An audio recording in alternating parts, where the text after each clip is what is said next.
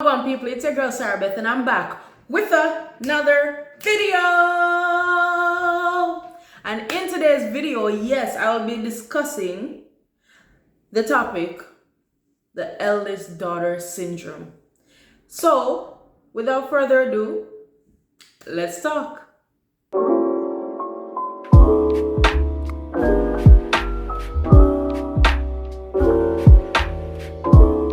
Yeah, people. So if you never know, I am the eldest daughter in my family. And I came across this name. They labeled this burden, this experience, this responsibility, this after effect that most older daughters face.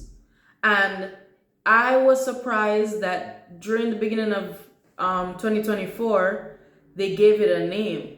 It's called the eldest daughter syndrome. Maybe I just never heard of it, but it came across my feed a few times. And I reached out to another friend who was also an eldest daughter. And I was like, girl, it has a name. Like, because we discuss these things all the time. And it's something that I know that older daughters, we all over the world can agree on. And I don't know why it's universal, but it just is. So, without further ado, let me get into the definition. I went on parents.com and they said it's feelings of being overwhelmed, constantly responsible for others, and struggling to advocate for their own needs. And I have to say, I recently spoke to a coworker, and this young lady is always put together. Always, hair on fleek, nails on fleek, everything on fleek. Even when she looks tired, she's still put together. And I recently just randomly asked her, you're not the oldest sister in your family, are you? Or you're not the oldest sibling in your family? And I was right. She responded, no, I'm the baby. And I'm like, I can tell. And if you're an older sister, you know what I mean. You know the struggle. You know exactly what I mean. If you're an older sister, come, gather here, gather here. This is your tribe. You found your tribe. I don't understand why it's a thing, but it just is. Somebody, please explain to me the psychology behind it, because I would love to know why this is universal. I mean, people all around the world were commenting under these posts saying they went through the same thing. And I'm talking from all walks of life, all economic class, everything. Like, these people were going through it, and it didn't matter the race, and it didn't matter the era they grew up in. It just is a thing. So here are some signs that I jotted down for people to know if they have the eldest daughter syndrome. The main one, the biggest one, is people pleasing. People pleasing. You tend to be a people pleaser. You tend to be the one who's always empathetic, and you're always trying to do everything for everyone or extend yourself out of your own capacity. You tend to want to make everybody happy and everybody content. Some people might say you're a peacemaker. Some people might say you're a doormat. Some people might say you're a pushover. Whatever the term they want to use. But if this is you, this might be one of the signs that you do have the eldest daughter syndrome. Another one is you have issues in adult relationships. And one of the issues that you may suffer from is the fact that you are hyper independent and you also don't know how to receive help. That is also one of the signs that you could be suffering from the syndrome. Another one is you are an overachiever, you're driven, you're a perfectionist, this could be a sign of you being the eldest daughter and having a lot on your plate from an early age. Um, Another one is you feel responsible for things that are not your responsibility. And that goes all the way back into boundaries. We'll get to that. You feel constantly worried. You have anxiety, or you struggle with anxiety, or you're constantly in a state of worry or wondering about the next thing. Another point is if you get to a place where you are now an adult and you are trying to live your own life and you look back and you see your other siblings or how easy they have it, you may start to feel some type of resentment towards your siblings or family. And the main point that I put was it all falls under the umbrella of you got boundary issues. You have boundary issues, and then that leads to then you feeling guilty when you try to fix that. A lot of people don't understand how putting responsibility on a child to be the second parent or the third parent in the home affects them as an adult. And I want to talk a little bit about my personal experience with this because as the eldest daughter, I always felt like I was the second parent or the third parent in the home. I always felt like things were put on me as a child that other children didn't have to experience.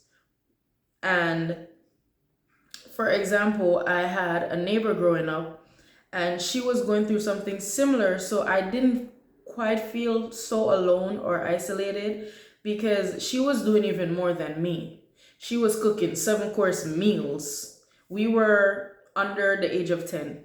She was cooking 7-course meals for her siblings. I wasn't doing that, but I realized that it's a thing, universal, and I empathize with all the elder sisters out there because I do understand from my personal experience that you didn't do it from a place of obligation, but more so out of love. Most of us did what we did and helped out and pitched in out of love. Some people just did it out of pure obligation and they hated it the entire time. Some of us did it out of love. I know I did. I saw what needed to be done, and my way of showing love was to just do it or fill that space or fill that need. And some of us end up looking back and feel like our childhood was taken from us or a piece of our childhood was robbed. And I just want you guys to know that you're not alone. There is a whole generation, there's a whole community out here for people who can relate to that struggle, who you feel like the responsibility of your siblings, of your parents, of your family is on you because you're the eldest sibling. And a lot of people don't understand the struggle and they can criticize until they've walked in your shoes. They wouldn't understand. And that's okay. Don't pay them any mind. But I do want to say that there is a supportive community out there for you. Find your tribe. You guys can bond over similar things. And it's very healing to hear other people's testimonies of how they grew out of that. For me personally, working on boundaries is the biggest thing. I left that one point for last because it is so difficult when you have dedicated your entire life to making sure that everybody else is okay, to now trying to make sure that you're okay, it comes with a sense of guilt. It comes with a sense of confusion, because now you're thinking, at some point you battle with yourself. Am I being selfish? Or is this necessary? So boundaries, people don't talk about how difficult it is to set boundaries if you don't know and have never set them your whole life. It's hard. Like, I was always the daughter and always the sibling that made sure that my parents were pleased. And after you get older and you start to stand up for yourself and say no, people don't talk about this, but you become the villain. You become the villain, and I'm proudly walking in my villain era, thank you very much. But you become the villain. You become, oh, disrespectful, and you're this and you're that and the third. But nobody has a problem when you're always saying yes and agreeing. The minute you start saying no, it feels like everybody turns against you. And that is something that feels so isolating. But sis, there is power in that. There is power in that, because now you can focus on you. Now you can focus on you. Now you can focus on you. It's all about you. Take time out to focus on you. Because one thing about the eldest daughter is that they tend to neglect themselves. The biggest thing for eldest daughters, if you have eldest daughter syndrome, you know about the neglect. You will withhold something from yourself that is necessary for your well-being in order to give it to someone else. And that is detrimental. And I need you guys to stop doing that. We need to do the work in order to heal and grow and to come out of that, because that does not make for a healthy wife. That does not make for a healthy mother. And a lot of eldest daughters, what I've noticed, because this was me at one point, did not want to get married and have children because of raising siblings or being that parent figure, that stand-in parent figure. You know firsthand what raising children is like. So you tend to either not want to have children, or you tend to completely hold off until later on in life, when you feel like you've lived your life or you've accomplished certain things, because you know how much responsibility it comes with. So if there is any older daughter out there that is being pressured, why you're not married, why you don't have kids yet, all these questions, sis, it's okay. Don't rush. Don't rush, because at the end of the day, are you have to go take care of that child? Are you have to go change those diapers? Are you have to go change? Listen, let's not even get into that. But it's okay, because you know firsthand what it was like to raise children, because you had a close and similar experience already as a child. Sometimes people look at me crazy when I'm like, I don't raise kids already. They're like, how old are you? And I'm like, yeah, I helped raise my siblings. And my parents can attest to that. I was a big part of raising my siblings. So that is why I am not dashing to have my own children. Like, I have had the experience. I've changed the diapers. I've made the bottles. I've been puked on. I've been peed on. I've had the experience. I've helped with homework. I've fed. I've baths, the whole 9 yards. I've done it all. So trying to have my own is not on the top of my priority list. It's not. And I know a lot of older sisters can agree. And then let's talk about relationships for a little bit. When you get in relationships, it's very difficult to not be hyper independent because you're the only person that you tend to rely on.